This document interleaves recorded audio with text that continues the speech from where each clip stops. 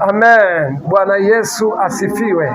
Mimi naitwa Mwinjilisti Manase Maganga wa kanisa la Yesu Glory Temple hapa Tanga mjini. Tuko karibu kabisa na kituo cha petrol station cha Afro Oil kwenye kituo kinachoitwa Zigi, mita takribani 100. Ninapenda kukaribisha katika ibada ya baraka. Siku ya kesho tutakuwa na ibada ya meza ya Bwana. Tutashiriki mwili wa Yesu na damu ya Yesu, na mimi napenda nikuambie kwamba utakaposhiriki lazima utakutana na muujiza, maana damu ya Yesu na mwili wa Yesu imebeba nguvu ya uweza wa Mungu ndani yake. Lakini pia ni Jumapili maalum sana ya marafiki, kwa maana ya kwamba unamleta rafiki yako kuja kukutana na Yesu.